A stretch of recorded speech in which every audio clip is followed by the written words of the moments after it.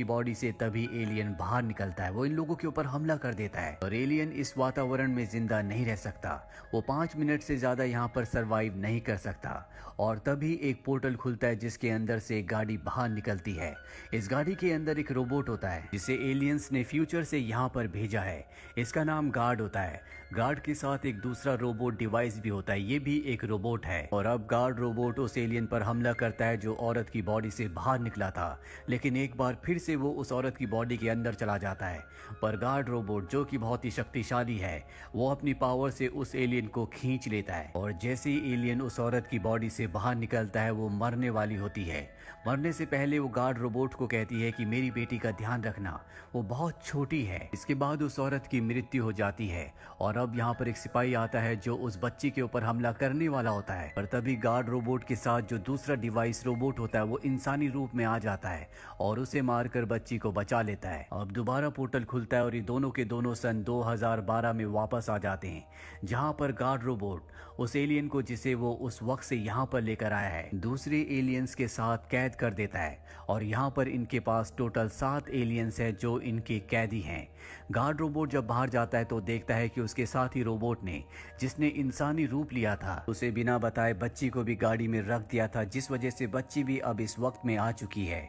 वो बताता है कि मैंने बच्ची को इसलिए रखा क्योंकि मैं इंसानों के बारे में जानना चाहता हूँ और अब ये तय करते हैं कि ये इस बच्ची को खुद पालेंगे। वहीं हमें साल 1391 दिखाया जाता है जहाँ पर एक जादूगर होता है, उसके पास 2 बिल्लियां भी होती हैं और एक दिन जादूगर को पता चलता है कि एक क्रिस्टल का चाकू है जिसके ऊपर बहुत ही बड़ा इनाम है। जो भी उसे ढूंढेगा उसे इनाम दिया जाएगा। जादूगर को एहसास होता है कि वो इस चाकू को देख चुका है, लेकिन बहुत याद करने पर भी उसे याद नहीं आता। जिसके बाद वो एक नजूमी के पास जाता है जिससे उसे पता चलता है कि सबसे पहले वो बेशकीमती चाकू एक मछुआरे को मिला था, उसके अंदर हीरे लगे हुए हैं। वो मछुआरा लोहार के पास उन हीरों को निकलवाने के लिए ले गया, लेकिन बहुत कोशिश करने के बाद भी वो हीरे नहीं निकाल पाया। जिसके बाद उस चाकू को एक सिपाही ने खरीद लिया और अब वो उस सिपाही से मिलने के लिए जाता है। पर जब वो वहां पर जाता है तो देखता है कि वहां पर एक और आदमी आया है जो कि उसी सिपाही से मिलने के लिए आया है। इस आदमी के कपड़ों को देखकर साफ साफ पता चलता है कि ये भविष्य से आया है, ये एक फ्यूचर मैन है और इस फ्यूचर मैन का दावा होता है कि वो चाकू जो कि सिपाही के पास है वो इस फ्यूचर मैन का है। वो उसे कहता है कि वो चाकू मेरे हवाले कर दो और जब सिपाही मना करता है तो उस फ्यूचर मैन के अंदर से एलियन उस आदमी के ऊपर यानी कि सिपाही के ऊपर हमला कर देता है, जिससे सिपाही बहुत बुरी तरह से जख्मी हो जाता है। वो उस चाकू को निकाल कर फेंक देता है और अब सिपाही की मौत हो जाती है।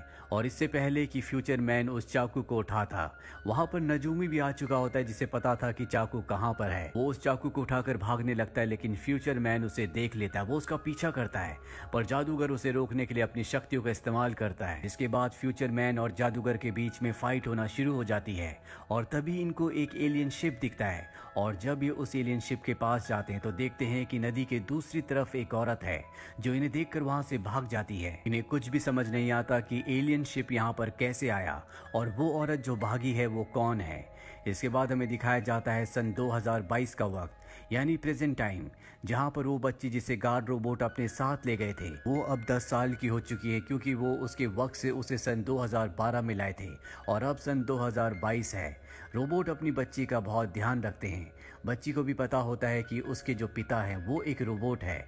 वो उनसे बहुत प्यार करती है पर वो उनके बारे में और भी जानना चाहती है, इसीलिए अपने फोन को जानबूझकर ऑन करके वो गाड़ी में छोड़कर चली जाती है और वो अपने पिता की यानी कि रोबोट की बातें सुनने लगती है, जिसमें उसके पिता जो कि गार्ड रोबोट हैं वो दूसरे रोबोट से बात कर रहे होते हैं कि हमें एक एलियन को जो कि एक मुजरिम यानी कि कैदी एलियन है उसे इंसानों की दुनिया में लाना है और इंसानों के जिस्म में कैद करना है। इसके लिए हमें 107 इंसानों की जरूरत है क्योंकि वो एलियन बहुत ही शक्तिशाली है। गार्ड एलियन जब गाड़ी से चला जाता है तो वहां पर उसकी बेटी आती है और वो अपना मोबाइल निकालने लगती है। तभी उससे एक बॉक्स खुल जाता है और ये वो बॉक्स होता है जिसके अंदर एलियंस को कैद किया जाता है।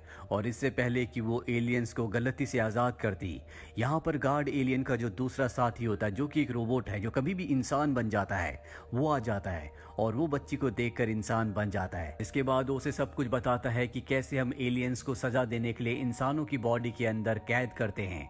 वो उसे ये भी बताता है कि हम तुम्हें पास्ट से लेकर आए हैं, हम पास्ट और फ्यूचर किसी भी वक्त में जा सकते हैं। तो अगले दिन गार्ड एलियन को और उसके असिस्टेंट को यानी कि उसके साथी को, जो अधिकतर रोबोट बनकर रहता है, एक हॉस्पिटल में जाना होता है। इसके बारे में इनकी बेटी को भी पता है, इसीलिए इनके पहुंचने से पहले वो उस हॉस्पिटल में पहुंच जाती है और वहां का वीडियो शूट करने लगती है। और तभी आसमान में हमें एक एलियन शिप को दिखाया जाता है, जो शिप से यहाँ पर एक अजीब सी चीज को फेंकता है, जो हॉस्पिटल के अंदर गिरने के बाद एक गोल्डन एग के रूप में बदल जाता है। और तभी उसके अंदर से एलियन के बहुत सारे टेंटिकल्स निकलते हैं, जो हॉस्पिटल में लगभग सभी इंसानों को पकड़ लेते हैं। गार्ड रोबोट की बेटी भी यहीं पर होती है, वो अपने आप को बचाती है। गार्ड रोबोट भी यहाँ पर आ जाता है। वो अपनी बेटी एन को देखकर हैरान होता है, लेकिन वो अभी अपने मिशन को पूरा करना चाहता है। और जब वो एलियंस के टेंटिकल 107 लोगों को पकड़ लेते हैं, तो उनकी बॉडी में एलियन को ट्रांसफर करने के बाद वो वहां से चले जाते हैं। सब कुछ नॉर्मल हो जाता है, किसी को कुछ भी याद नहीं रहता। हमें एक बार फिर से 1391 का वक्त दिखाया जाता है, जहां पर जादूगर अपने साथी के साथ एक मंदिर में पहुंच जाता है, जहां पर मंदिर का रक्षक होता है। यहाँ पर पहले से एक हस्बैंड वाइफ आए होते हैं, जो उस मंदिर के रक्षक को अपनी बेशकीमती चीजें बेचना चाहते हैं। लेकिन मंदिर का रक्षक कहता है कि जाओ और पहले उस क्रिस्टल के चाकू को मेरे पास लेकर आओ। इसके बाद ये हस्बैंड और वाइफ अपने लोगों के साथ उस घर में उस आदमी तक पहुंच जाते हैं, जिसके पास वो बेशकीमती चाकू है। ये उसे अपने कब्जे में कर लेते हैं और उससे चाकू लाने के लिए कहते हैं। और इससे पहले कि ये उस चाकू को हासिल करते, यहाँ पर एक फाइटर आ जाती है। वो उनसे उस चाकू को हासिल कर लेती है, पर अब जब वो चाकू लेकर यहाँ से निकलना चाहती है, तभी मंदिर का रक्षक यहाँ पर आ जाता है और वो उस लड़की को बेहोश करके चाकू हासिल कर लेता है। अब हमें एक बार फिर से सन 2022 का वक्त दिखाया जाता है, जहाँ पर गार्ड एलियन और उसका साथी अपनी बेटी एन को बताता है कि यहाँ पर बहुत सारे ऐसे भी एलियंस होते हैं जो कि बुरे हैं, जो इंसानों को नुकसान पहुँचाना चाहते हैं और हम इंसानों की रक्षा करते हैं। और अब दिखाया जाता है कि जो बुरे एलियंस होते हैं, उनका एक स्पेसशिप धरती की तरफ आ रहा होता है, जो उन कैदी एलियंस को छुड़वाना चाहता है जिन्हें इंसानों की बॉडी के अंदर कैद किया गया है। और अब गार्ड एलियन और उसका साथी उन एलियंस को रोकना चाहते हैं और उनकी बेटी एन जिद करती है कि मैं भी आपके साथ आऊंगी, इसीलिए एन को भी ये अपने साथ ले जाते हैं।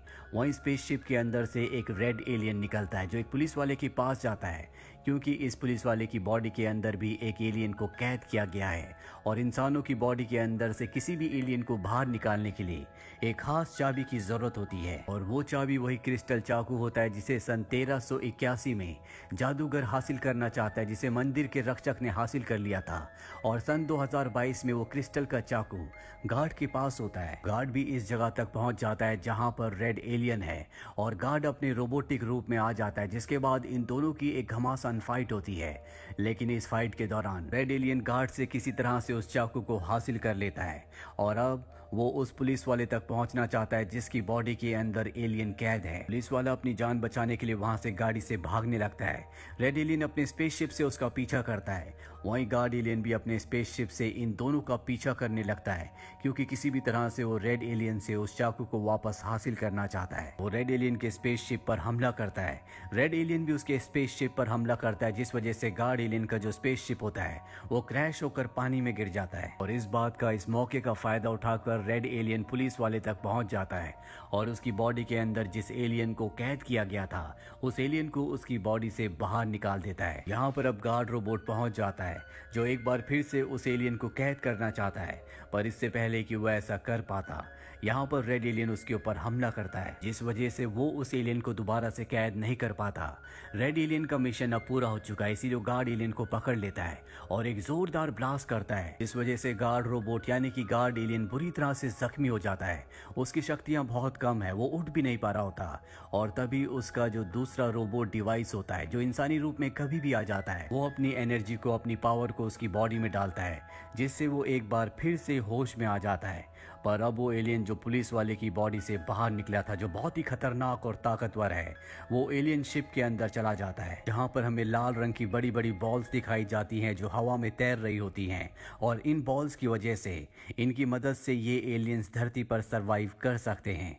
और अब ये एलियन अपने सभी साथियों को, जो धरती पर इंसानों की बॉडी के अंदर कैद हैं, उन सबको आजाद करके अपनी एक आर्मी बनाना चाहता है। और इससे पहले कि वो अपने स्पेसशिप से यहाँ से निकल पाता, एक बार फिर से गार्ड रोबोट यहाँ पर आ जाता है जो एलियन के ऊपर हमला कर देता है।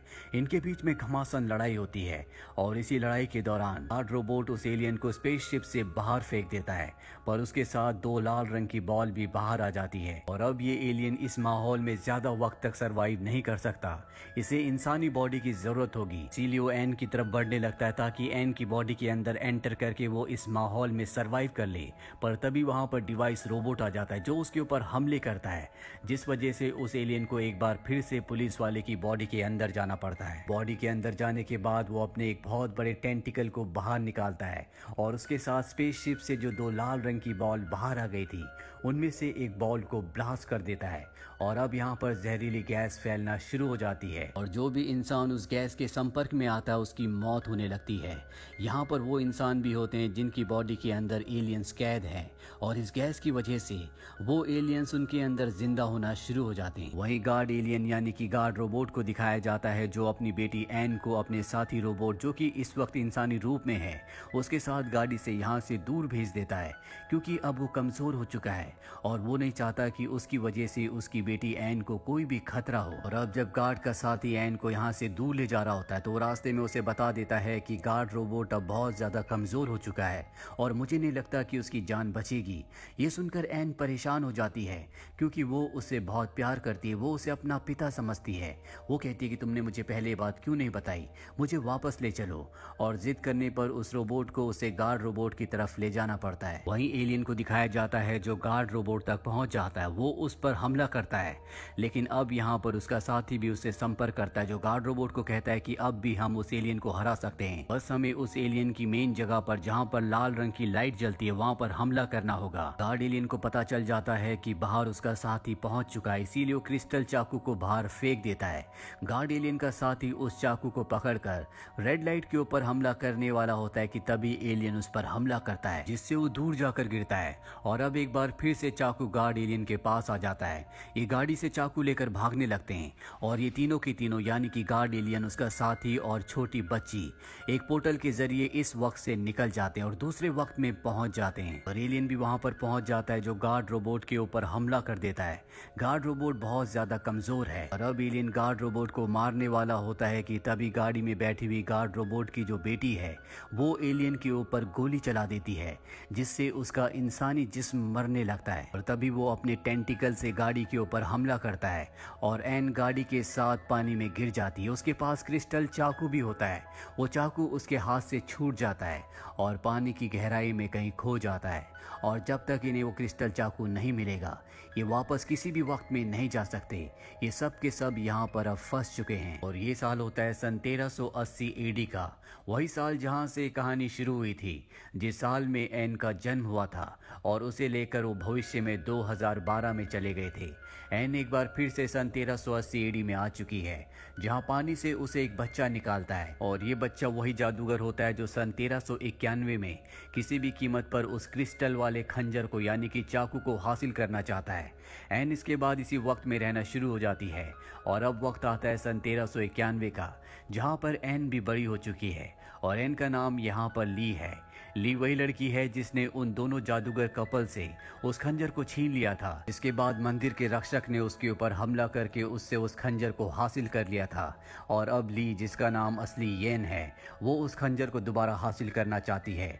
हालांकि ये वक्त 1391 है लेकिन आज भी यहाँ पर येन के पास वो गन होती है जो वो सन 2022 से इस वक्त में लेकर आई थी जिससे उसने एलियन के शरीर को मारा था और उस गन को लेकर वो मंदिर के रक्षक के पास पहुंच जाती है। वो उसके लोगों के ऊपर हमला करती है जिससे खंजर नीचे गिर जाता है। येन उस खंजर को हासिल कर लेती है और अब मंदिर के रक्षक का एक और साथी येन के ऊपर हमला कर देता है। इन दोनों के बीच में फाइट हो जाती है और तभी उस आदमी के अंदर से एलियन निकलता है। दरअसल उस आदमी के अंदर उसके शरीर में एलियन ने अपना कब्जा किया होता है और वो येन के ऊपर हमला कर देता है। वो अपने टेंटिकल से उसकी गन पकड़ लेता है और उसी को शूट करने वाला होता है, लेकिन तभी यहाँ पर वो जादूगर आ जाता है जिसने बचपन में येन को पानी से निकाला था और वो उसके टेंटिकल टेंटिकल को काट देता है। इसके बाद वो उस जादूगर के ऊपर हमला कर देता है। पर अब यहाँ पर वो कपल भी आ चुका है जो पहले मंदिर के पुजारी के लिए क्रिस्टल चाकू को हासिल करना चाहता था।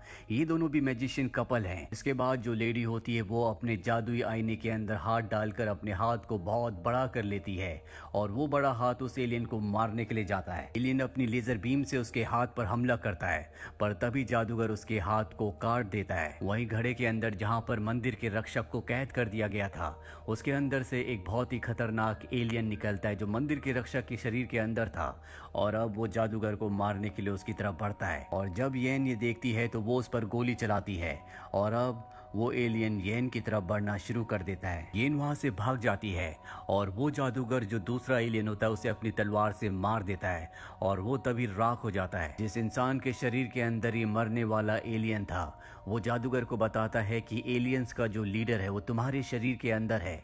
ये सुनकर जादूगर पूरी तरह से हैरान हो जाता है और यहाँ पर हमें वक्त दिखाया जाता है सन 1380 एडी का। जोई ने एलियन को मारने के लिए उस इंसानी शरीर पर गोलियां चलाई थी, जिसके बाद वो बहुत जख्मी हो गया था और वो इंसानी शरीर मरने वाला था। और तभी उसके सामने आता एक बच्चा और ये बच्चा वही जादूगर है जो सन 1391 में अब बड़ा हो चुका है। अब एलियन जिस शरीर में होता है वो शरीर मरने वाला है, इसीलिए वो इस जादूगर बच्चे के शरीर के अंदर अपना कब्जा कर लेता है। जिसके बाद वो उस जादूगर के शरीर के अंदर ही है, यानी कि जितने भी एलियंस हैं उनका जो सबसे बड़ा लीडर है वो अब उस जादूगर के शरीर के अंदर है। उसे इस बात का पता चल चुका है और इसी के साथ ये कहानी यहीं पर खत्म हो जाती है।